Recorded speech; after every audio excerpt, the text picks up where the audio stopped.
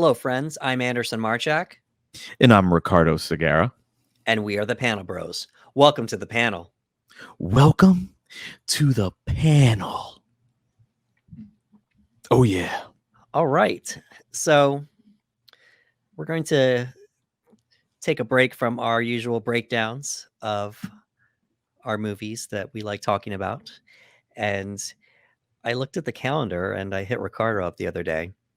And I noticed that as of this recording, we're in July, but that also means that the first half of the year has passed by already. And Bro, yeah, that don't even make sense to me. Like, yeah, I didn't realize, like, when you sit there and really think about it, like, we're already in July.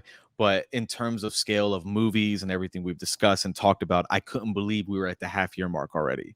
yeah, So I was just like, oh, wow. Like, we got there fast. yeah. So I said let's talk about the first half of the year. So from January to June, our favorite movies, and this Yeah. will be a nice little preview of our top 10 list at the Yeah. end of the year. And Ricardo said let's do it. So I was like, yo, because I was excited because there were some movies, because we try our best to watch as many movies as we possibly can. So there were some movies that I forgot had come out this year because I hadn't seen them in a while. So I'm like, oh, wait, that actually came out in January of 2023. Really enjoyed it. Oh, this came out in February. So it's nice to kind of go back and talk about the movies that left any type of impression on us. So for the half year mark, that's fun. You know what I mean? Like, I can't wait to get to the second half. But for the first half, we got a fun lineup.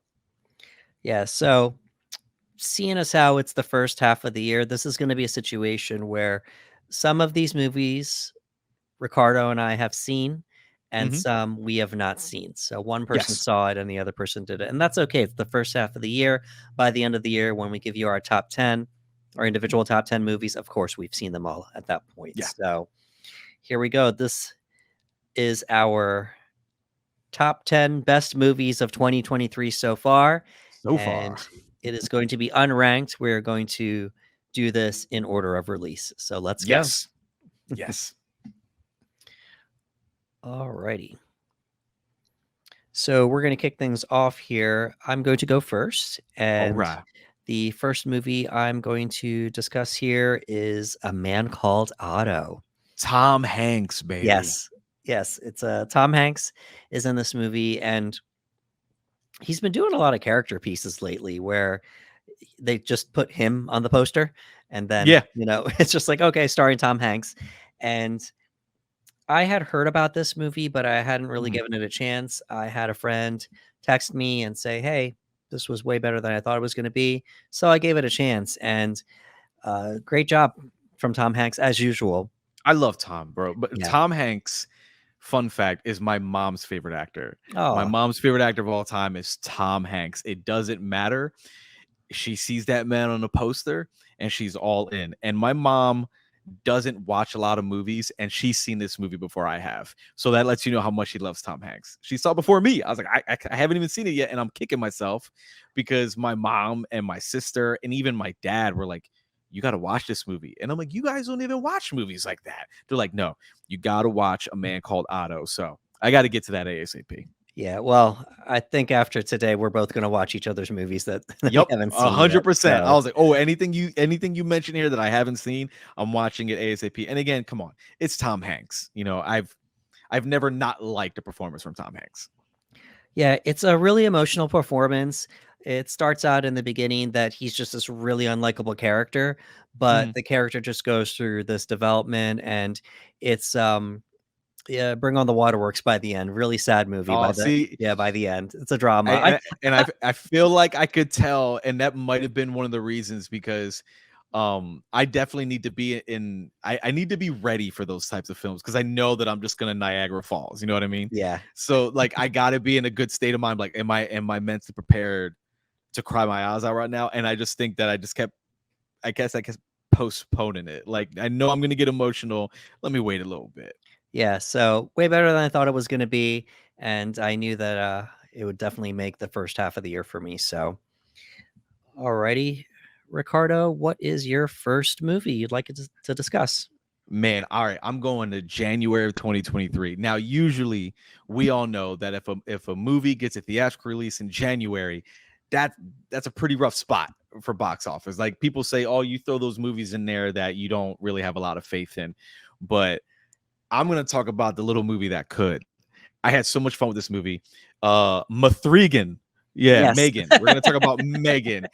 You know what? I don't know why they put the 3 in it just yet because I think they shot themselves in the foot a little bit. If they plan to do a trilogy, they already took the Mathregan title and it's gone. Fan four stick and all that. But Yeah, yeah. Mathregan, Megan. Man, let me tell you something. I saw Megan. I tried really hard to go see it in the theaters and I didn't get the opportunity to, but this went to streaming pretty quickly and I got to see it on streaming. And I rented it and I had so much fun with this movie because it's one of those movies that I always appreciate that it felt small. It's a small movie. It's a very small budget. It's a very small movie, but it knows exactly what it is. And instead of trying to be something more than that, it just has fun with itself. And I love that. It reminded me so much of what was I'm drawing a blank, that other horror movie with James Wan, where Malignant? there you go, Malignant. It reminded me of Malignant in the sense of like these movies know what they are and they're going to give you just that. So when I watch Mathregan, when I watch that movie and I'm watching it, I'm like, this movie knows what it is. And I appreciate that because often we'll see a movie that tries it too much and go outside of its comfort zone. And sometimes it just doesn't land. This was one of those movies that lands. I mean, we had an AI doll that was essentially babysitting a child and eventually comes almost like its mother per se, and too protective and overprotective, and it's violent, it's ridiculous. I mean, I remember seeing the trailers for this thing and I got sold immediately when Megan was dancing Yeah. down the hallway. I was like, all right, this movie knows exactly what it is. I'm gonna have fun with it, and I had a lot of fun with it. I'm happy that James Wan is kind of taking all that money and stuff that he got from making Aquaman, that $1 billion movie, and just putting it into these small ideas and almost creating more of like a James Wan horror universe. You know, you had the Conjuring films with James Wan. He's got the first Saw movie, and now he's developing like almost like almost like a team up of these other small scale villains like Malignant, and now you have, you know, Mathregan. But I had so much fun with it. It was a ridiculous, over the top, knew what it was, limited budget movie, and it was an original take. And there's nothing more than I like than watching something small do really well. I remember this movie did really well financially for its budget, and we talk about this all the time, that one of the biggest issues with a lot of blockbusters now is they cost a lot of money to make. And when studios don't get a good return, they're kind of like, oh, well, that didn't do well. And it's like, well, the movie's great. It just costs a lot to make. But when you have a smaller scale movie like Megan and it's able to do what it sets out to do, which is just delivering a fun time, I couldn't help but enjoy it. I watched it twice. I told other friends to watch it. We laughed, we cracked jokes. It was just a good time, man. So like for me, Megan definitely got a spot on at least a list of movies that I needed to talk about for 2023. I particularly enjoyed the online memes between Megan and Chucky. Yes, bro. They They were re so good. Yeah, they did a good job with the marketing as far as Megan Yes. goes. It was an instant hit among the horror community, and with the low budget situation, just guaranteed a sequel. And, Yes. good job to everybody, that, put the movie out, and I had a good time with Megan as well. It was great. I loved it. And we had Allison Williams starring, and I like that she's getting more and more horror work. I love that. I think she's a great actor. So it's nice to see familiar faces like kind of dabbing around the horror community. I'm a big horror fan, so that was a delight to see too. All right, so here we are at movie number 2, and the second movie I wanted to talk about was Creed 3. Yeah. So, I think, I don't know, I'm looking at my list here.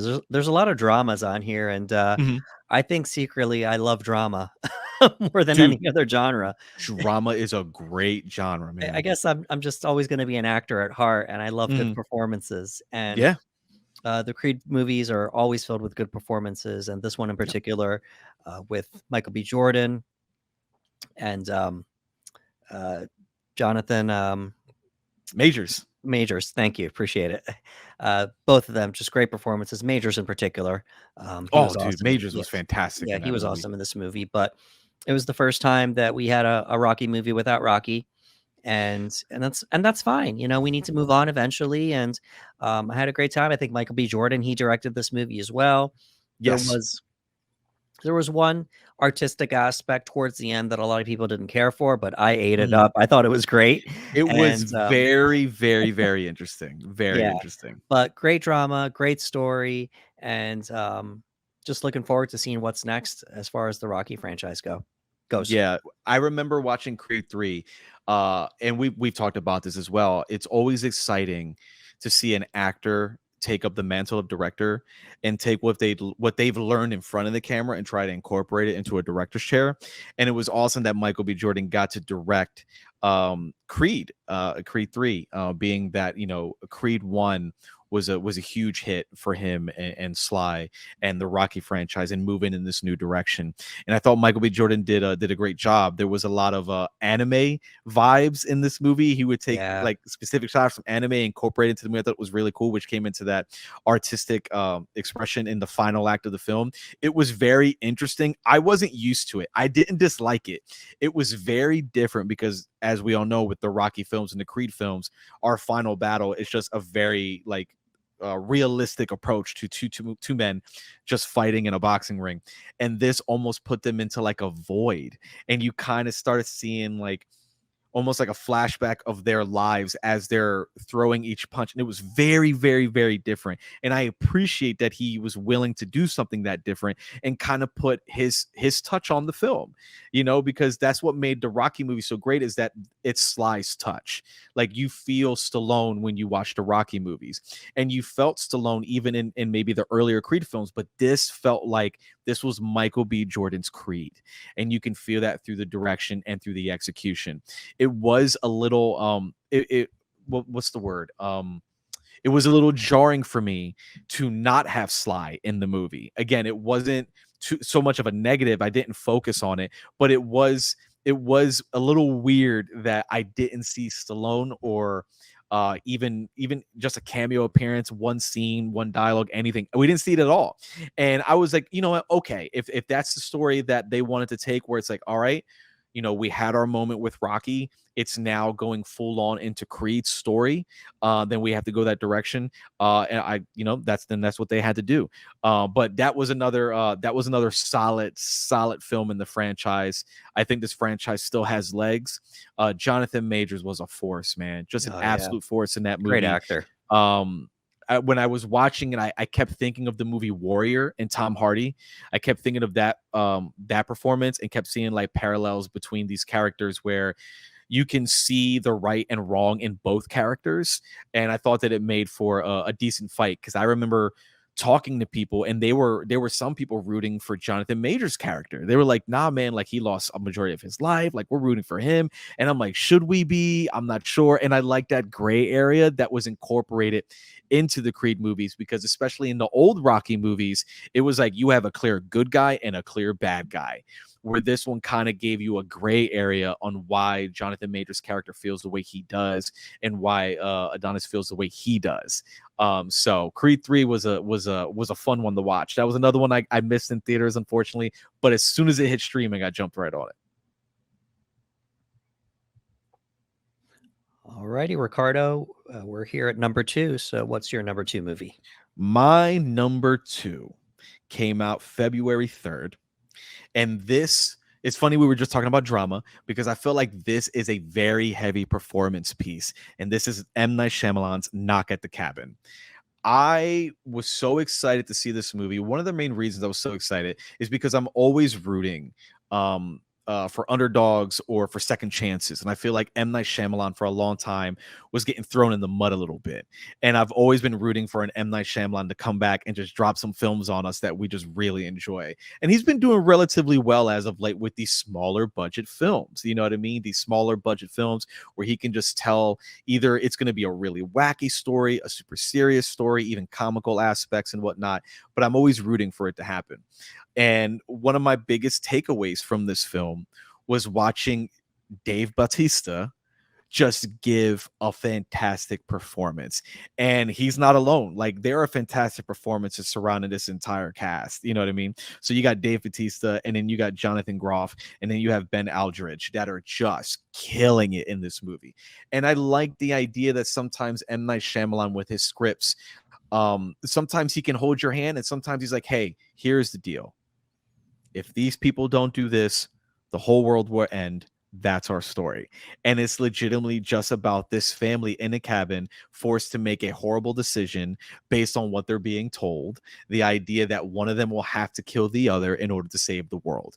And watching that play out throughout the movie, and watching the movie get more intense and intense and intense as time kept going forward, there were definitely times in the movie where I was doubting what was happening and what was taking place. But the longer the movie went, I started to go, wait a minute, maybe this is a thing. And I like that. I like that a movie can make me second guess myself and second guess the story. But I think my biggest appeal to this was the performances. It's no secret, I'm a big fan of Batista. I think that he is an amazing performer. For those people who don't know, obviously, I think everybody does. He was a former professional wrestler, and he's one of my favorite professional wrestlers turned actors. Every time I see him in a performance, I see a guy who believes it when he says that he's not trying to be a Hollywood star per se, but just a great actor. And this, I felt like, was a movie that showcased that. And like you, I'm a sucker for good performances. This movie rides on good performances. I think if you had a movie with a different cast, if they didn't bring it as well, the movie doesn't pull me in as much, at least for me personally. So I was very, very, very happy to see Knock at the Cabin, as small as it was, bring me in with his performances. And watching Dave, who is like a 300-pound just beefcake of a man, play this soft spoken, somber individual, just doing everything he can and giving just teary-eyed performances from everybody involved. It's easy for me to like this movie. This was another movie that I look at as like the little engine that could. Very small budget, one location, very simple story. Just give us strong performances and we're good. So for me, it would be the February 3rd release of Knock at the Cabin. Yes, I enjoyed that one too. Great, great low budget original film, but like you, Dave Bautista, just Batista, man, he's the standout there. Alrighty, just so as you stated, we're going in order of release here. I didn't do that yet with mine. So my first one was A Man Called Otto, that came out January 6th. And then my second one was Creed 3, that came out March 3rd. And we're here at movie number 3 for me. It was released on March 24th, and it is A Good Person, starring Florence Pugh. So we have another drama here. And I watched this recently, actually. And I'm seeing her name pop up as one of the best performances of this year. So I said, all right, well, let's see. That I gotta check. Right. Let's see why, and we know Florence Pugh is a good actor. She's great.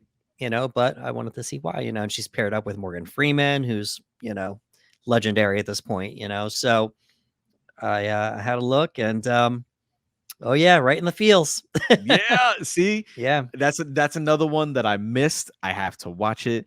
I know it was directed by Zach Braff, which is interesting because I know they were a couple for a long time. And I always find that interesting when you can have people in a relationship direct one another, or people who used to be in a relationship direct one another. And I just love the professionalism in it all, the fact that they can do that.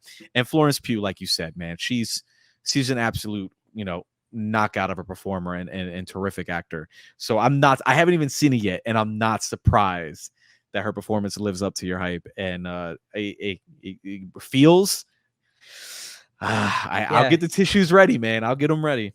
Yeah, and definitely don't want to give away any spoilers. It's it's just a situation where somebody has like a terrible life event happen, and they end up falling into substance abuse.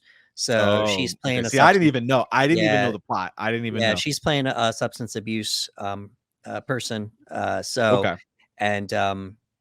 And that's all I'm gonna say. So it's there, and more, and all right, shocker, Morgan Freeman's in a mentor role. Shocker, right? So. Every day for the rest of my life. I can't do Morgan Freeman for anything. So So yeah, great performance from Florence Pugh, great performance from Morgan Freeman, but we might hear about her come award season by the end of the year. So, I wouldn't but be shocked. I would not be shocked. yeah, Yeah. Okay. So for me, I'm up to March 10th for my number 3. We have a franchise film. So I started with these low budget films, these kind of like original stories films, and now I'm jumping into a franchise. My next pick is Scream 6. yeah, I can't tell you how excited I was when I saw this movie. This movie, I was texting all my friends, anybody who was in the horror community, anybody who loved the Scream franchise, and I was like, "Have you seen Scream 6?" And I would bug people, "Have you seen Scream 6? I need to talk about Scream 6." I think I saw it. I saw it opening weekend, which is not easy for me to do because I was like, I cannot allow this movie to be spoiled. And I wanted to talk about it because, for obvious reasons, when you get to a sixth installment of anything, you're pretty much milking something dry at that point. If you can get to 4 or 5 and still keep me invested the way that you have something special, at least to me. And at least I know that it's not just myself. There are other people within the community as well that really, really enjoyed it. And it's, where we've handed off the film to other directors and new writers, and that can always be scary when you do that. But they've been doing just a wonderful job, and I love the new cast. The cast is killing it. But I remember the first few minutes of this film took me on a roller coaster. And again, it's another reason why I enjoyed it so much, is because it opens strong. And I was like, okay, this is a good opener. And then something happens. And I don't want to spoil it yet for those who haven't seen it, because if you haven't seen it, please just watch it for me. But they do something, and I kind of went, oh no. Like, I got so nervous. I was like, oh no, what is this? What does that mean? And then they were able to take that fear and they were able to reverse it, and they pulled me back in. you're talking about the opening scene. The opening, the Yeah. cold open. Yeah. I was so wary because, again, we started strong. Something happens, and I was like, wow, this is a really unique and fresh take. I don't know if I'm ready for this. I'm not saying their decision is wrong. I'm just like, I don't know if I'm ready for this. And then they were able to just completely turn around and pull me back even harder. And I remember being in the theater and kind of like jumping back in my seat just out of pure excitement, and just like, wow. And for them to be able to do something so fresh and so unique at the 6th installment of a franchise as big as Scream, I was immediately hooked. And the movie never let go of me from that point on. So from that point on, to me, it was just a nonstop adrenaline ride. And I love the idea of still trying to incorporate new rules into the franchise and everything else. I think the cast is strong. I've already mentioned them. I thought Ghostface was one of our most cerebral Ghostfaces we've had thus far, and that made it exciting. There were times where I referred to Ghostface as a Terminator. I was like, guys, I don't know what kind of gas this Ghostface is on, but this Ghostface is not playing. And again, I like the idea that I can watch something that I've seen numerous times. I've seen 5 Scream films. At this point, I should know what to expect. And the fact that this movie was able to take my expectations, either throw them away and give me new ones, or just completely blow mine away. So Scream 6 definitely had to get a shout out on this list for anybody who's a fan of the franchise, for anybody who's a fan of horror. And again, we've always said that, like, it's not that we dislike franchises or IPs. We love them. We're always rooting for the original films, but this was one of those few times that I was happy that a franchise is still going as strong as it is. Good pick. I'm glad you got to talk about Scream, because Love Scream, man. you've just been all about this franchise since day one, and Yup. since Scream 5, it's like they breathed new life into the franchise, and I'm Yes. really glad to see that for fans like yourself Yes. enjoying it. You're talking to a guy who has the Ghostface. I have 2 Ghostface masks. I have the costume. My daughter has worn the costume. Like, I am a big fan, so I'm happy that it's still going strong. Alrighty, so we're here at movie number 4, and it's going to be an identical pick for myself and Ricardo. It was released March 24th, and it is John Wick Chapter 4. Bro. Oh man. Alrighty. So Go on. yes, when I walked out of the movie theater after Mhm. seeing John Wick Chapter 4, it was like, okay, well, that's making my top 5 for the year. Yes. You know, Yes. it's I mean, I knew top 10, maybe even top 5, you know, like just Mhm. how much I enjoyed myself.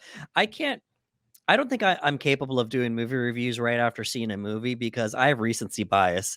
Like Yes, I same. love things 100% so same. much. So maybe by the end of the year we'll see what happens.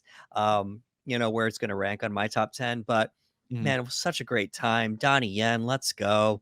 You Bro. know, your boy Scott Adkins, like just Yes. this what Chad Stahelski has done with this original franchise that he started with John Wick, the first one.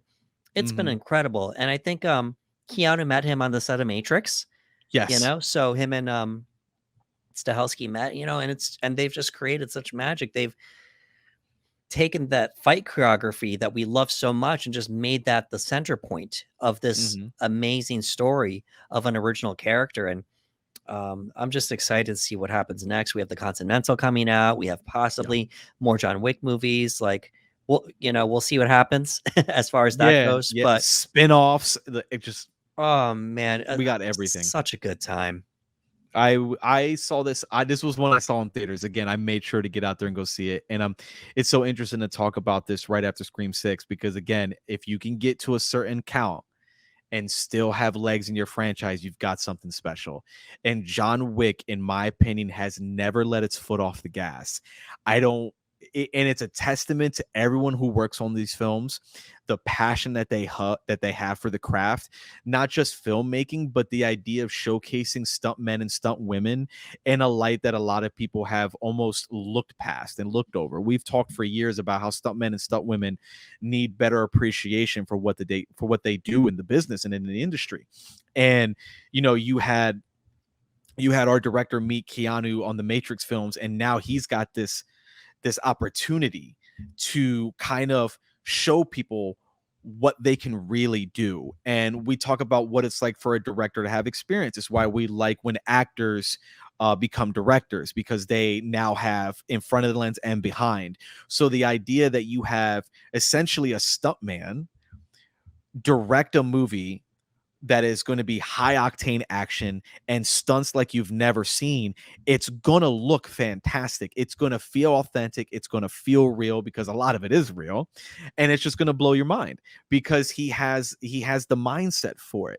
You know, that's why a lot of times they bring in stunt coordinators to film certain scenes in action movies because they have a clear understanding on how something should be blocked, how something should be shot, how something should be this or that. And this is one of those movies where Keanu Reeves just continues to shine. You know, Keanu Reeves is not a young man, and he's Right. out there doing these unbelievable stunts and showcasing his abilities, but not just his own, but showcasing abilities in other great actors. I have been a huge fan of Scott Adkins for a very, very, very long time.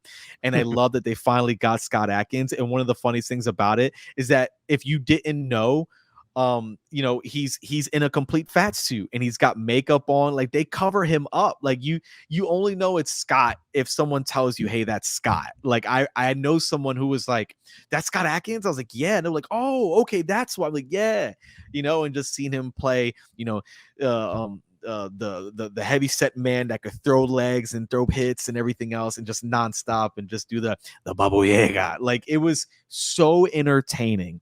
And the movie continued through all of its earlier films to still maintain heart. And that's not easy to do because Right. for everyone that knows John Wick 1, you know, you have a very tragic, sad love story. And that story somehow is able to carry still up to the fourth film and give the film meaning. So the movie never feels senseless. It never feels like action for the sake of having action. It always felt like something is leading towards something else. And John Wick is simply trying to come to a certain point in his story. And there is some inventive filming in this movie.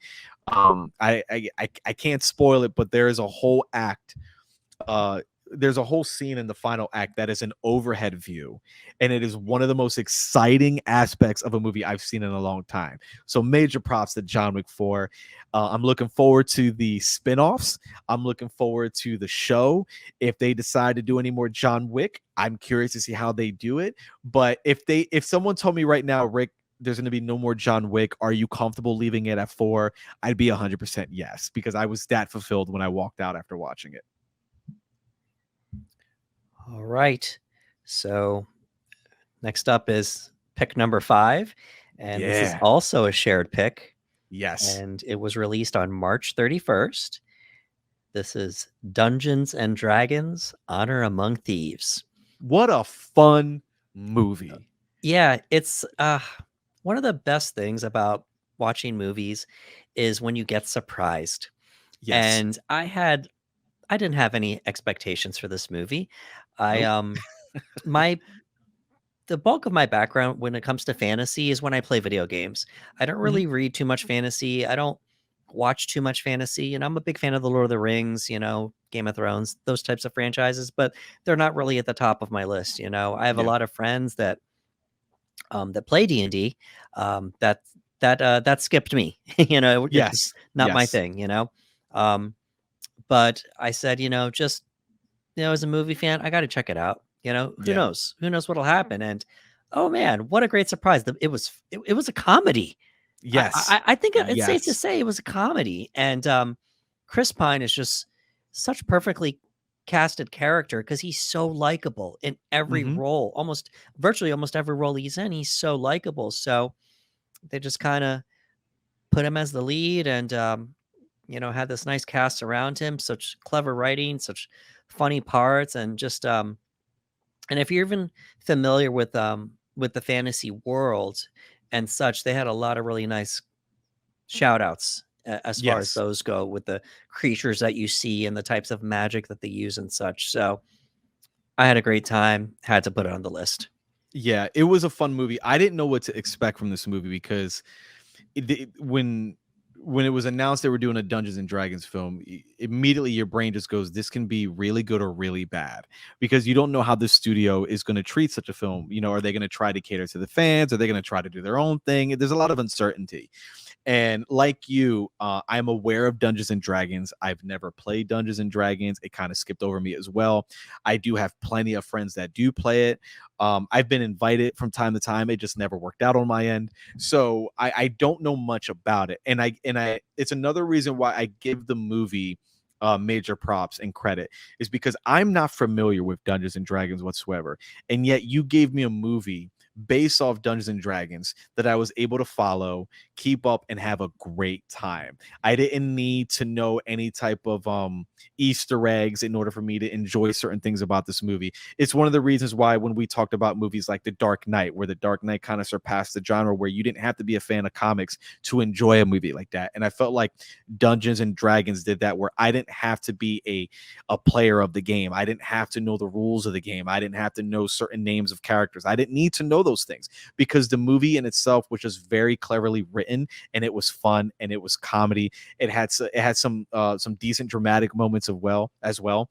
And look, Chris Pine, he might be my favorite Chris. When everyone ever talks about like who's your favorite Chris, he might be. I don't know yet. I'll think about it a little bit. But he's so charismatic. He's so charming. He's a terrific actor. He's got great comedic timing, and the whole movie just worked. I had so much fun with it. I bought it. Okay, like I bought Dungeons and Dragons. I own it now because I just had such a good time with it. And it's one of those movies that for whatever reason, when I watched it, I see, when my kids are a little bit older, they can watch this and they can have a lot of fun. And it's very imaginative and creative.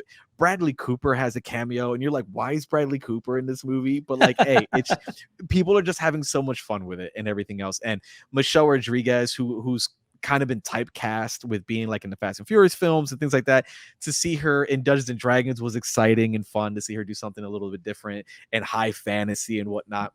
So at the end of the day, like you, it's definitely a film I think that we needed to talk about. And if anyone hasn't seen, I'd say give it a shot. I was very happy that it did it as well as it did, because by the time I got to see it, the word of mouth was all over the place already. Like everyone's like, yo, it's really good. It's really funny. You're going to have a great time. The reviews were strong. And I'm like, wow, look at that. because I remember the Dungeons and Dragons movie, I think from the early 90s or very early 2000s, that just didn't land for anybody. So it took that long for them to do it again. So I'm glad that they nailed it. I would be very happy if they came up with a sequel. I'd be very happy because I feel like this is something that has some juice to it. I would love to see those characters again. If you want to tell a different story with new characters, I'd be open to that as well. But you can tell that everyone had a lot of fun making it. I had fun watching the BTS stuff because I bought it. So watching the behind the scenes and seeing how much fun everybody had making the movie, it translates across the screen. So Dungeons and Dragons, you did really good, man. You did really good. All right. So here we are with another shared pick. This is number 6. Yeah. It was released on April 5th. We are talking about Air. Air. Oh, here we go. Another drama. drama and I'll let you talk about it, but there's a performance in here. There's one monologue that you said it and then I watched it and agreed. There's one monologue from an actor in here where you were like, Rick, that's Oscar worthy. And I watched, I was like, you're absolutely right. Like it just Well, Ben Affleck's back. Yes. Ben Affleck is back, baby. Yeah, he's busy directing movies again, and oh Yep. boy, so interesting concept. It's not really a biopic about Michael Jordan. It's about the shoe, the About Air the shoe. Jordans, and Yeah. just it's such a smart way that they did this. You don't ever get to see Jordan because it's not really about him. Perfect. It's about his mom. Perfect. It's It, about it, his it, it, mom. it was so good that they never showed Michael Jordan's face because I think it might have been you that said it, that no matter who they would have cast as Michael Jordan, you would have had the public say, "Oh, that guy, that's a terrible choice to play Michael," or this and that, and you would have had conversations about who's playing Michael Jordan in a movie that has Michael Jordan in it, and Ben kind of took that away from people. Says, "No, it's not about Michael." Casting anybody to play Michael Jordan would have taken over the conversation. Like, no, we're not going to do that. So I think that was you that told me. It was a very creative decision. They did it. I'm very happy they did it. I'm very happy they did it. Yeah, great story. Ben's just a solid actor now, whatever he does. But Yes. as far as just directing, I thought it was a great movie. Matt Mhm. Damon, one of his best performances ever. Yes. And if you're not sold on that, by the end of the movie, he delivers this show-stopping monologue, which I believe is going to get him an Oscar nomination Yeah. at the end of the year. It was, you can't help when you're watching it just be completely like, I remember I couldn't take my eyes off the screen. They have the score swelling up, they're doing a pitch, and Matt Damon he's just given this monologue, man, that as any actor, when you watch that, you're blown away by the performance, and there's almost a sense of envy because you're like, oh man, I hope one day I get to do a monologue like that. You know what I mean? Because it was utterly fantastic. And it's not even just Matt, like the cast is great. Like you got Jason Bateman, that's always great in everything that you got. And then you got Viola Davis, come on, playing Michael Jordan's mother. Like that's a win-win. And you have scenes where those two are acting for one another, and it's great. I agree with you. I think Ben coming back as a director after everything that's been happening with Ben behind the scenes with Warner Brothers and everything else, that's neither here nor there. But it's great to see him come back as strong as he did with Air. Like the positive word of mouth was strong, the critical acclaim, the audience acclaim. Like I would not be surprised if the movie gets nominated for an Oscar for Best Picture. You know what I mean? We get 10 slots. Who's to say it won't make it? Who's to say Ben won't get nominated for Best Director? I can see those things happening. I can see Best Supporting for Viola Davis. Like that's what's so great about this movie is I see strong performances. I see strong direction. I see something strong about this movie from every aspect of the film. And Ben killed it, man. And I hope that this is just a small taste of more things to come in the future with Ben behind the director's chair, because he's got an eye for it, man. And I'm so happy to see an actor turned director. Again, we talked about it again. Michael B. Jordan. We're talking about it here again with Ben Affleck. So, I know to everybody, Ben Affleck was the bomb in Phantoms, yo, but he's a magnificent director. All right, so we're here at pick number 7 now, and we're back over here to myself. No more shared picks, not yet anyway. And number 7 for me was released on May 12th, and it is Blackberry. Good movie. So here we go, another drama. Yep, good movie, man. You think about the Social Network movies that are just based on true life events, and just how you can make something just so exciting. And and captivating. Yeah. And so the movie's about the BlackBerry and how it was created and what happened to it and such. But for me, just the performance of, I think his name is Glenn Howerton. Glenn Howerton, bro, He from he Always pushes, Sunny. yeah, he pushes this movie a lot. Jay Baruchel as well, no Mhm. slouch either No. in this movie, but just way better than once again, way better than I thought it was going to be. Yeah. And great performances, just really exciting. It's almost like a piece of history because we're Mhm. both, we're both old enough to remember when the BlackBerry came out, Oh, yeah, and we remember. it was the precursor to smartphones. Yes. And so yeah, BlackBerry. That's my seventh pick. Blackberry was great. I had a buddy of mine, Brett. He hit me up and he said, "I've got a movie for you to watch." And he just I didn't even look at a trailer. He was like, "Blackberry," and I was like, "I'm taking your word for it." He's never steered me wrong. So I went and I watched it, and I was like, "Oh, okay." It's about the BlackBerry. I should have known by the title. I wasn't sure. But yeah, Glenn Howerton, man, is the driving force behind this movie. And immediately he looks different.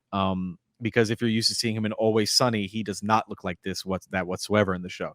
He's bald and he is aggressive. What an aggressive performance.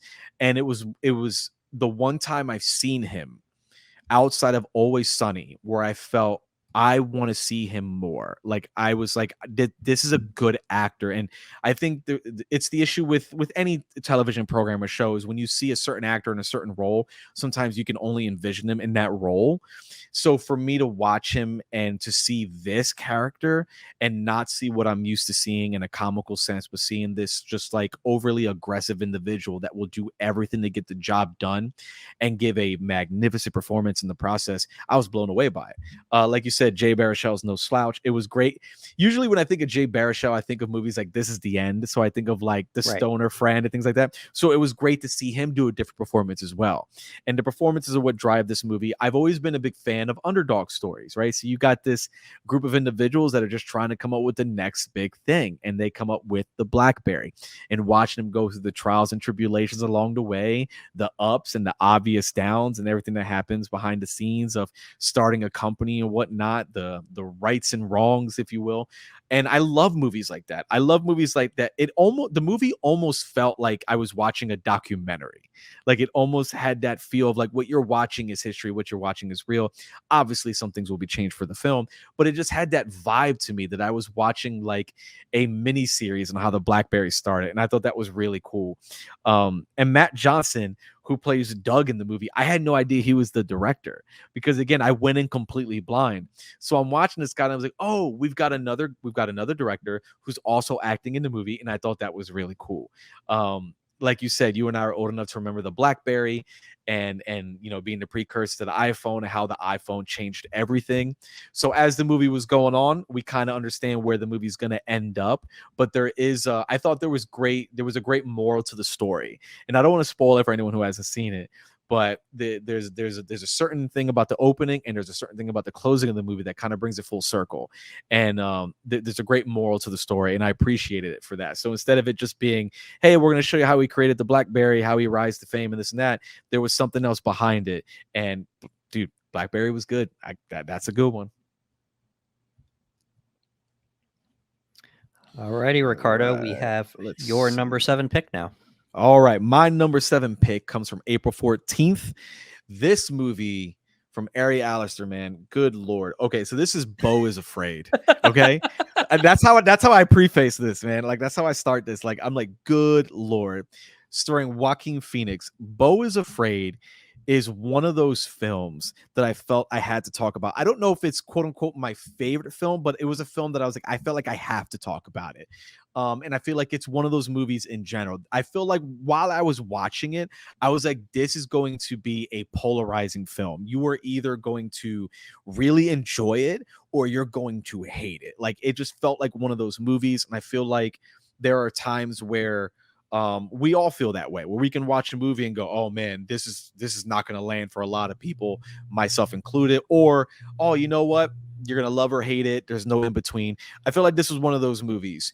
I was a little indifferent because there's a lot that's left up to interpretation, and films that are made that way can be very fun.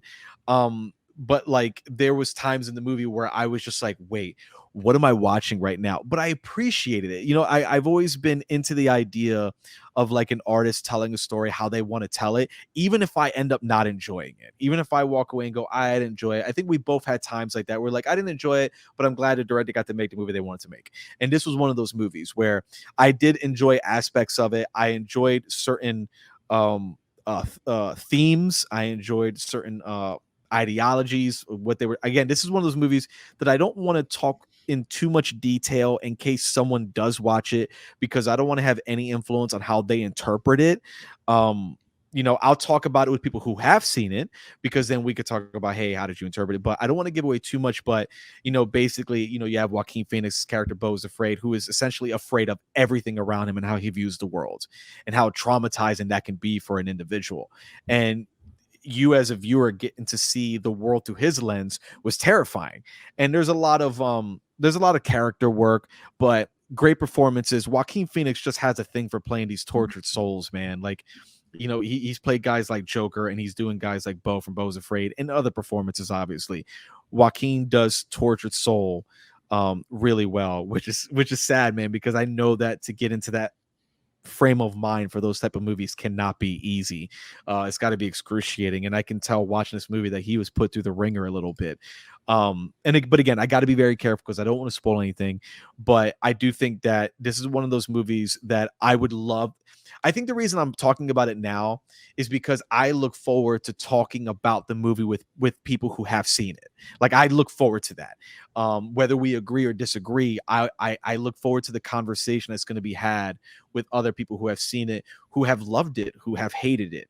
And I think that it just deserved to be in the conversation. When I was thinking about the movies that I want to talk about, was like, okay, I saw Beau is Afraid. It'd be impossible for me not to talk about it because it's so chaotic. It's so different. It's so interpretive. You can decide what scenes you want to take literal or not, and what it means to you and everything else. And I like movies like that. I like movies that have deeper meaning. And sometimes what you're seeing on the screen isn't necessarily what's important, but what it symbolizes, or what it's trying to tell you. So I have Beau is Afraid on my list, mainly because, again, it's one of those movies that I look forward to actually talking about with someone, as I like have my little notepad jotting down notes of like, oh, what did that scene mean to you? Yeah, I was looking forward to Beau is Afraid because I enjoyed Hereditary and I enjoyed Yes. Midsommar. You know, Ari Aster. I said, okay, well, let me see what's happening here. And clearly, it didn't hit for me like it did for you, because I would have put it on my list here. But Yeah. we will talk about that. You know, Yes, I of course, cannot wait. We can't talk about it here because I would spoil it. right? And again, this is one of those movies that I'm going to view it differently than other, and Right. I don't want to take that away from anybody. So just be warned. If you go to watch Beau is Afraid, it is off the wall crazy. It's just, some things are not going to make sense. Some things are going to be like, what is happening? I got some But Aronofsky I vibes, like Mother almost. A yes, like, little bit of that, but not even. Like, you no, know, yeah. just Aronofsky, in that neighborhood. Yeah. yes, I was able to follow Mother better than Beau is Yes. Afraid. I was able to follow it a lot better. This one, Beau is Afraid, I actually had to sit there for a while. And I think, again, I think that's why I put it on the list, is because one of my favorite things to do, and I think we both like to do because we're doing it now, is just talking about movies. And any movie that can have me in a deep conversation immediately just sticks with me. And Beau is Afraid is one of those deep conversation movies that I look forward to having with anybody, and you, when we go off the air. All right. So we're here at pick number 8 now. And for me, it was released on June the 2nd. And it is Spider-Man Across the Spider-Verse. Ooh. Oh boy. So we're talking about an animated movie here, but it's just not even in my mind when I go to see these movies that it's animated. It's just, hey, you're watching a good movie. Yeah, And Spider-Man Into the Spider-Verse, you know, really awesome just from the jump. So the expectations were high for Across the Spider-Verse, and boy, did it hit. It it totally hit. hit. It hit. Um, There's a reason why we both have this on our list. yeah. There's a Um, reason for that. so I'll take charge on this one, and then I'll let you, finish off once. Because spoiler alert, Rick has it on his list too. So Bro, it's so good. yeah, I had a great time. It's Spider-Man's not even one of my favorite superheroes, but I love these movies. Dude, It's just Miles Morales is awesome, and it's we're moving into this we're moving into this time now where Miles Morales might end up being the Spider-Man for a new generation, because we've had yes. so many iterations of Peter Parker over the years. And now we've had two solid animated movies with Miles as the lead. And Mhm. let's not forget, Into the Spider-Verse, made a lot of money, won the Oscar for best animated movie. Um, just really solid movies, but this one was great. A lot of emotion, a lot of action. Just they pushed the animation even further, and Yeah. the story's a lot of fun. They leave it on a cliffhanger, which is fine, and I'm okay with that, because it just all right. I was going to see the next one anyway, but they just Yeah. leave you wanting even more by the end Yes. of the movie. And Sony went ahead, and after the success of this movie, they said, we're going to work on getting a live action Miles Morales. We don't know what's going to happen with that. He's either going to be in the Sony Spider-Man movies, or he's going to be a part of the MCU shared. We don't know yet, but Yeah. they said that they are working on a live action Miles. Yeah. It's I love the cliffhanger hanger ending. I really, really do.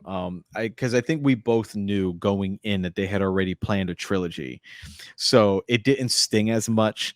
And I absolutely was when it ended. I remember being in the theater, and I remember hearing people go, "What?" Like they couldn't believe we were getting such a massive cliffhanger. But you and I are old enough to remember that happened in movies growing up. I remember movies having cliffhangers. I remember the Matrix Revolutions having a massive cliffhanger to be concluded, if you will. Infinity War, the first Avengers Infinity War, just ends on a massive cliffhanger. Like everybody loses, and Thanos just sits there. Everybody's like, "Wait, what? We lost?" And it's like, yeah. So Across the Spider-Verse, just man, like you talked about, the animation style was so unique, and they pushed it again for the sequel. One of my favorite things about this movie was that there were different versions of this film playing in different theaters, Yeah. and that blew my mind. The idea that the creators and the writers and directors were able to have so much fun and ask the studio if this is something they could do, and they got the green light, because it almost plays out the movie as if in our reality, where we're seeing different films, where we're watching from different universes. And I just thought that was really fun and meta to add that little tidbit to it. But I think something that's really important is what you said, was the idea that for many kids growing up, this will be their introduction to Spider-Man. And what an introduction that is, because Spider-Man Into the Spider-Verse, the first Miles Morales film, is arguably one of the best comic book films to date, in my opinion. And they not only followed it with a strong sequel, but a sequel that I would not argue if anybody said is better than the first. This is another one of those situations where if you like the first one better, I can't tell you you're wrong. If you like Across the Spider-Verse better, I can't tell you you're wrong. They're both great in their own ways, and they both um they both did what they set out to do.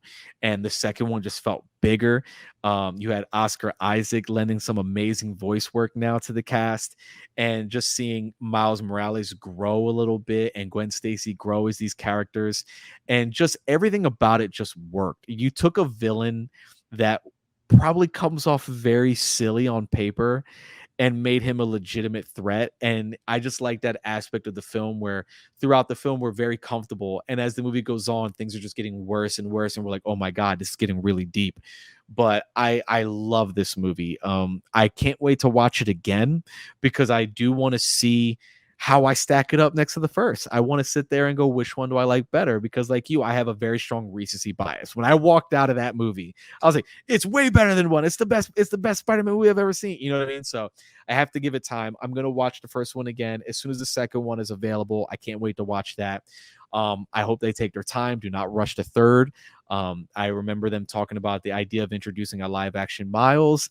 I personally would love if that is the Sony live action, because we know that Tom Holland's Spider-Man is wrapped up with the MCU and they have that whole contract stuff going on, which is why Sony seems to be introducing like anti-hero characters because they're connected with their Tom Holland Spider-Man. I would love if Sony decides, hey, we're going to move forward with a live action Spider-Man and we're going to move forward with Miles Morales.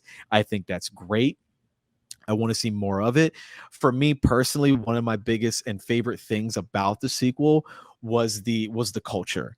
You know, I'm Puerto Rican, and seeing the Puerto Rican culture be ingrained even more in the sequel was so great. I remember talking to some of my friends who are Hispanic as well, and there's a moment in the movie where Miles looks at his mom and says, "Bendición," which means bless me. And it's something that I grew up saying to all my elders, my parents, my grandparents, my uncles, my cousins, anyone older than me. It was just something you did. You gave a kiss on the cheek and you say bendición. And for him to say that in the movie, I felt seen, like and it just hit. It just hit and it hit. And my buddy saw it and I didn't bring it up. And he was like, man, when Miles said bendición and his mom said que Dios te bendiga, which means God bless you. And it was just like it just hit. And it was another reason why the second one really landed with me. The first one incorporated it, but the second one I just felt it more. And it gave me extra points. I can't help it. But absolutely loved the movie. I can't wait for a third. Easily one of the best Spider-Man movies to date, period. All right, Ricardo. So we're at number 8. If you could share your number 8 movie with us, please. All right. So my number 8. I don't know if you've seen this movie yet. I don't know if you've seen it. You have not seen it. It is, I hope I'm pronouncing it right. Yeah. Okay. It is spelled Sisu. So I think it's Sisu. I apologize if it is Saisu. I do not know. I think it's Sisu. Sisu, I remember seeing the trailer for this in theaters. For those who don't know, it's basically an ex-soldier who discovers gold in the wilderness and tries to like take the loot into the city, and he gets stopped by Nazi soldiers and they want to basically just take the gold. And that's your premise. That's your premise. It is a very John Wick-esque type of a movie where you have an individual who's trying to do one thing, and you have these antagonists that show up and just try to make his life hell. And the stunt work is great. The violence is over the top and ridiculous. Again, this was another one of those movies that knows exactly what it is. I felt like if you like John Wick movies, if you like those type of movies that are kind of going back to that over the top action aesthetic that, you know, we haven't seen in a long time, that John Wick kind of brought back again, this is one of those movies. The character has maybe one line in the whole movie, and I thought that was such a fun creative choice, is that we're essentially following this silent drifter who never says anything throughout the movie until the closing credits. And I thought that was so cool because at that point it felt like you were just watching like an adventure that needed no dialogue. It didn't need any dialogue whatsoever. They incorporated it when they needed to, especially for our antagonists and our villains. But other than that, it was like, no, it's just about a guy who has gold, who's just trying to make it to the city and deposit. That's it. And the Nazi soldiers are trying to take it from him and kill him along the way. And this guy goes through hell, man. It is violent. It is a very hard, aggressive R. But as I'm watching it, it was one of those movies where I'm watching with popcorn, and when I see a crazy action sequence, I'm like throwing it in the air just out of excitement, like, oh, did you see that? Did you see that? You know, one of those. So Sisu had to be put on my list because this was another one where I was telling my friends who are big action junkies, hey man, you got to watch this movie. Have you seen it yet? And they all eventually watched it, and we talked about it for hours and everything else. And I love this. I love that this genre is slowly creeping in. And again, I got to thank John Wick for that. So I'm happy we talked about John Wick 4, but I'm glad that those movies are creeping in too, because we talk about this all the time. The best thing about movies is variety. We want to see variety in movies, massive IPs, original films, horror, drama, action. And I feel like over the years, certain movies have kind of taken a hit. Certain genres have taken a hit, I should say. And to see like a straight up, no holds barred, hard R action movie from beginning to end, the fact that we can still make those movies and people can have great word of mouth and put it over to the moon, that's a good sign for movies. So for me, Sisu shows up on my list. Okay, so we're here at pick number 9, and for me, this was released on June 16th, and it is Extraction 2. Yeah. So I enjoyed the first movie, just really cool Mhm. action movie, and they do the whole what is it? One take. The oneers, man. They're hitting Yeah, them just not oneers. the whole movie, but just several sequences. And this one, the take lasted a really long time, Yeah, and dude.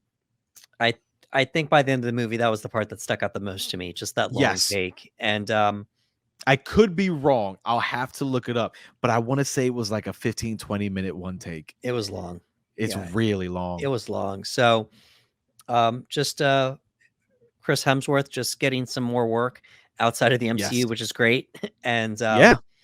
good for him. But just great action, great fight sequences, and I don't know, just I don't know. There's just something about just I guess this is lower budget. I guess it counts as lower budget. Probably, yeah, because I can't see. Well, yeah, I would assume so. I would assume so. I mean, they went primarily for the fight sequences, Yes. So, but that's about it. Just I had a good time. Just a lot of action. Um, I knew that I wanted to just give some love to a movie. Just when I see some really cool things in filmmaking, that also gets me Mhm. too. Not just Yes. drama, performances, but to see like that long one take, I said, Yeah. "Oh man, I think I'm gonna have to talk about that." So Yeah. It's I looked it up. The one take in Extraction 2 is 21 minutes long. yeah, that's awesome. 21 minutes long. They used 400 extras. 400 extras to pull it off. And like you said, it's one of those things that you walk away from that movie and you can't help but talk about it. I've talked to numerous people who had seen it, and to them, they were like, it's the peak of the movie. And it's the opening. They're like, it's in the first half of the movie, and you have this 21-minute long, just epic shot. And obviously, they have really creative ways to hide the shots, to hide the cuts, if you will. And it's just consecutive. And for some people, that could be a little jarring because our mind is so used to the idea of a scene being broken up, and it kind of allows our mind to take a breath when we're watching a scene. So when you have a 21-minute action sequence that's nonstop, your brain doesn't get a moment to catch up or catch its breath, and you're just in it. Like you're just in it, and it's an unbelievable opening scene, man. And it goes from the distance traveled is pretty far. It almost reminds me of the Family Guy Peter versus the chicken fights, where they start one place and they end up God knows where. And this movie, I believe it starts out almost in a prison, but where it ends up 21 minutes later is so far in distance. We've gotten on trains, vehicles, under the ground, under sewers. Like it's a nonstop thrill ride. And I'm just happy because you brought up the fact that it's nice to see Chris Hemsworth in a property outside of the MCU. And that's great for all actors. And I want all those actors to be able to get in other franchises and in properties that they can be recognized for. Because I feel bad when people are typecast. And Chris Hemsworth will always be Thor. He'll always be Thor. He's the first iteration of the character in live action. He's always going to be Thor. But when I saw Extraction 1, I was like, oh, that was a fun movie, man. I was like, yo, I think Chris Hemsworth can be a top tier action star if he's put in the right position.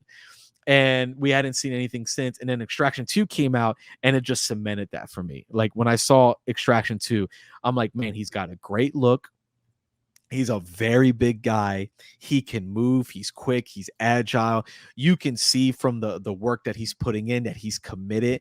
And the action was top notch, man. Again, you had another situation where you had a great team of men and women coming together and doing something really good when it came to the action beats and sequences.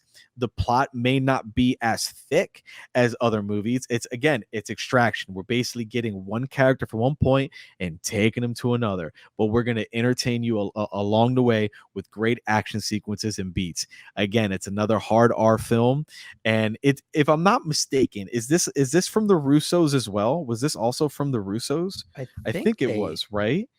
yeah. Let me see. I'm also going to check so I don't sound silly, but They wrote it. okay, that all right. So they Yes, wrote it. Okay, Sam okay, Hargrave directed it, but yeah, yes, okay. because I remember their names being attached to it for so long. So again, Extraction 2, man, I loved Extraction 2. I cannot wait for Extraction 3. I don't see how they do not make it. As far as I know, this thing did really well streaming wise. And again, I think that they found a franchise. They found a franchise, and it's another John Wick where you can do 3, 4, 5. Who knows how many you can make? I think this thing still has legs. I would love to see more. This is one of those movies where if someone said, if it ended here, would you be happy? I said, nah, we can get one more out. Right. We can get one more out of this. I know we can. They give us an ending. Idris Elba shows up in this movie. Had no idea Idris Elba was in this movie. So I'm like, hey, give us a part 3.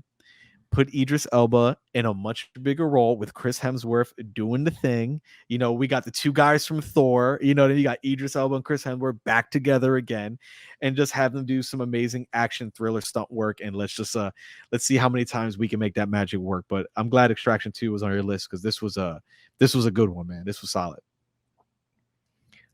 All right, Ricardo, we're here at your 9th pick here, pick number 9. Whoo! Okay. Yeah. We back with another franchise. Yeah. And as I mentioned earlier, I said it twice already. I'm going to say it a third time. If you can get past a certain point with your movies and still keep me invested, kudos to you. I know a lot of people find these movies very silly, but you know who doesn't? Christopher Nolan doesn't think it's silly. Right. I'm talking about Fast 10. Yeah. Fast 10, man. Fast and Furious 10. If you would have told me when I was in high school, when Fast and Furious came out, and Too Fast, Too Furious came out, that years from now I was going to see somewhat of a Fast and Furious franchise take off in a way like a superhero franchise, I would have told you were crazy. If you'd have told me they would have got to 10 and I would still be invested, I'd have called you nuts. But guess what? You're not crazy and you're not nuts, because I am invested in these movies still. And I thought Fast X was a nice change of pace from the previous Fast and Furious films. I feel like the Fast and Furious films, we started getting to a point where it's like, okay, we know where we're at now. Like, we're going to go to space. We're going to do very silly things.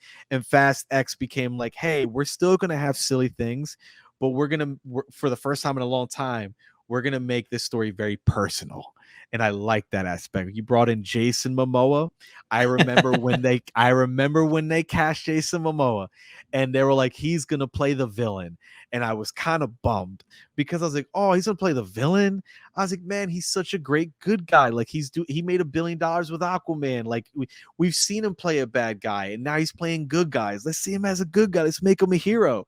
And man, I cannot tell you how happy I am he played the villain, because Jason is having the time of his life. I remember people saying he was just a very flamboyant Joker, and I thought it ruled. It was incredible. He's got the painted fingernails. He's got the buns on the side. He's got the purple clothing. He's dancing. He's singing. Bro, magnificent performance from Jason. One of my favorite performances from Jason Momoa, period. He made the movie for me. As much as everyone else is great in those movies, he made it for me. Charlize Theron, they finally let her kick some serious butt in this movie, man. They've had Charlize for, I think, the last 2 or 3 films, but they didn't really let her showcase that action ability that she has. You know what I mean? We've seen what Charlize Theron can do.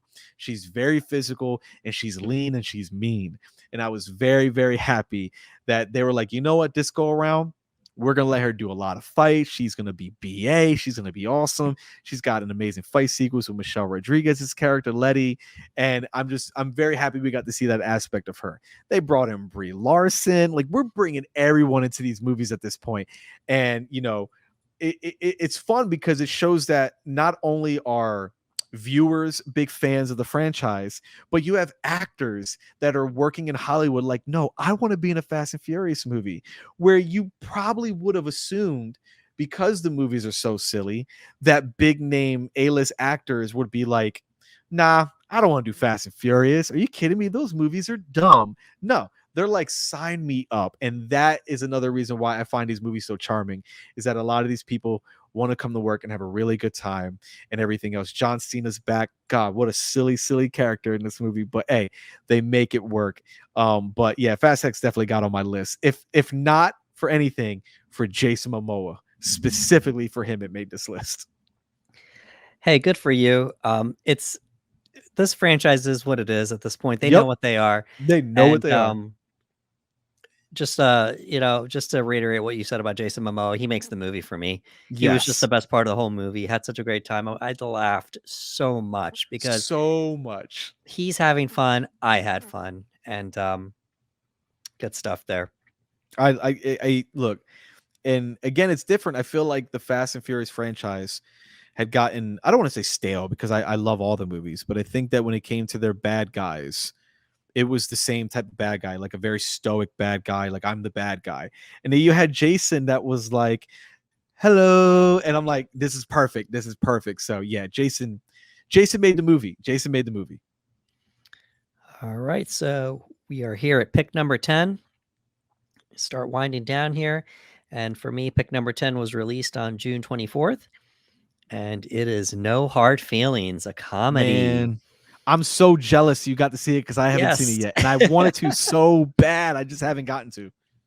So comedies typically aren't on my lists when I pick best of the year, but we're only talking about the first half of the year, and I laughed so much Bro. that I had to put it down on the list here. Jennifer Lawrence's performance, she's so good in this movie. Good. And she's no slouch. Great actor. She's done a lot of great roles over the years. Um, Katniss. She's played Mhm. Mystique. She's been in Mother with Darren Aronofsky. Oh my She's gosh. won an Oscar. Silver Linings Playbook. She's done so many different roles over the years, but it was great to see her just having some fun. And you tend to not forget, but she did so many interviews early on in her Mhm. career, and she was in everything almost all the Yes. time. So she kind of took a little bit of a break and such. And she's funny in real life. If you Very ever funny. see her interview, she's really funny in real life. And that just translated to this movie. She had so much fun. She just went for it. There was quite a few funny moments. There's one shock moment that no one will ever be able to stop talking about once you see this movie, but had to give it some love. No hard feelings. And this kind of comedy isn't really my thing either. This I'm hard R comedy, like it's really not my thing, but had too much of a good time. Great job, Jennifer Lawrence. I'm so glad it made it. And I was so jealous, because I tried so hard to find time to see it, and I just couldn't find time. And I was like, "Oh, please come to streaming quick." And it hasn't come to streaming yet. And I'm not mad about it, because that means that it did relatively well at the box office, that they wanted to keep it in theaters longer. So I'm very, very happy. I am a huge fan of the raunchy R-rated comedies. I love them. I grew up on the American Pie franchise. I adore those movies. I think as we spoke earlier, with certain genres, they've kind of gone away a little bit. They don't really draw as well anymore, because you have so many well, at the time, I would say, like, you had superhero movies really taking over, and studios got less confident in doing, like, just mainstream comedies. Just wasn't really happening. So I was very happy the moment I saw this trailer. I got so excited for numerous reasons. One, I was like, oh, look, the raunchy R-rated comedy is back. And the best way to do that, and to make sure that it at least has a chance, is you get an A-lister, and they got Jennifer Lawrence. And I thought that was magnificent, because the reality is everyone knows Jennifer Lawrence.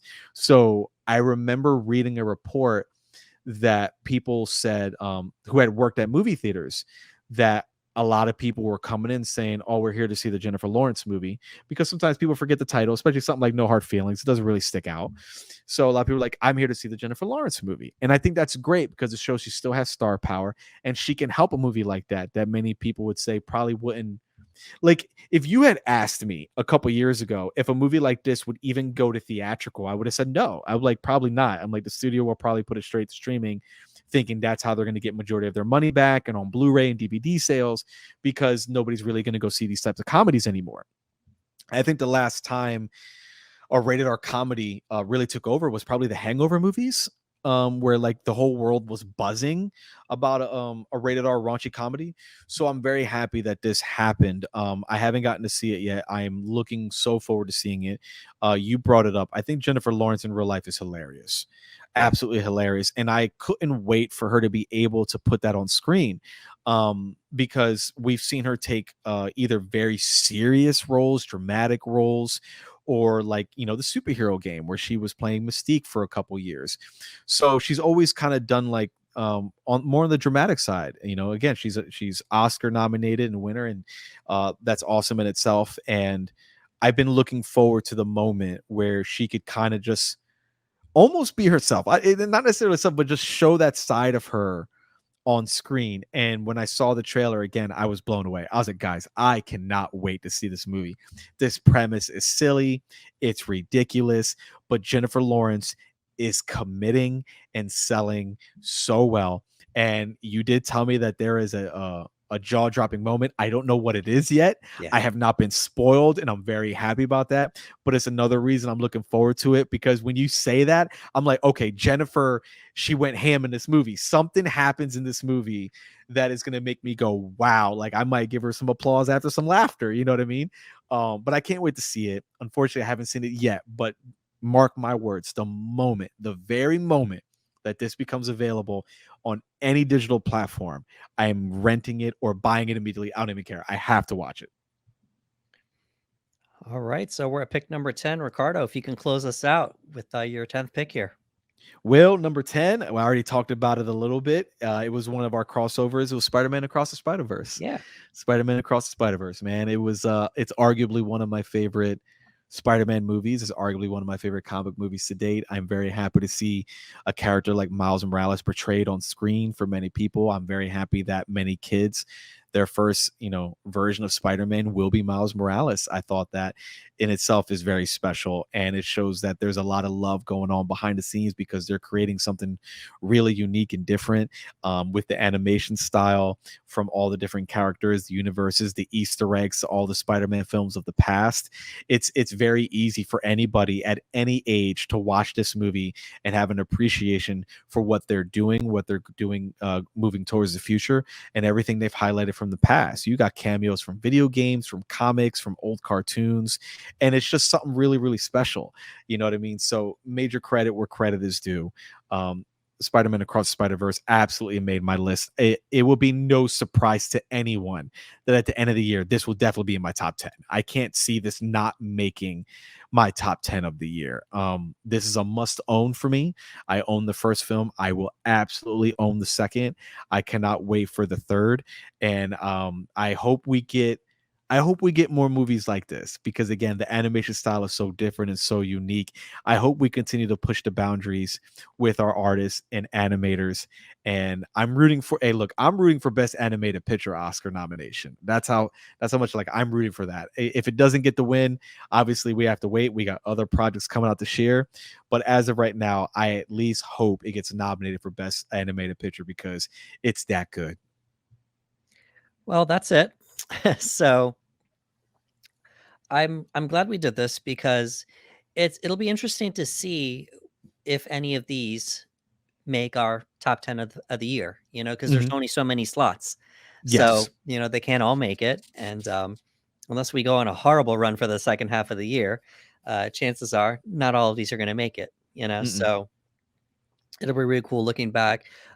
We were so tempted to do ranking, but Yeah, yeah. and maybe next time we will, next year, if we do this again, for the midway point. But when you rank halfway through the year, you kind of paint yourself in a corner because Mhm. then you're thinking about, well, I had it high. I'm gonna feel bad if it drops, for the end of the Yeah. year, and then you get into the whole, well, why did you even put it on the list to begin with? So we decided to forego ranking, just kind of did them in the order they were released, but it'll be really cool to see where these slot out at the end of the year here. Oh yeah. Alrighty, folks. That was the Panel Bros 10 best movies of 2023 so far, January to June. Please give us a like, share, and subscribe on YouTube. As always, we appreciate our subscribes. If you do that, that will increase our reach. Also, if you could please let us know in the comments below what you felt about our discussion here concerning the best movies of the first half of 2023. Also, if you could let us know some of your favorite picks, but the only rule is it has to come out between January and June, so nothing after June. For Ricardo Segura, this is Anderson Marchak saying thank you for coming to the panel.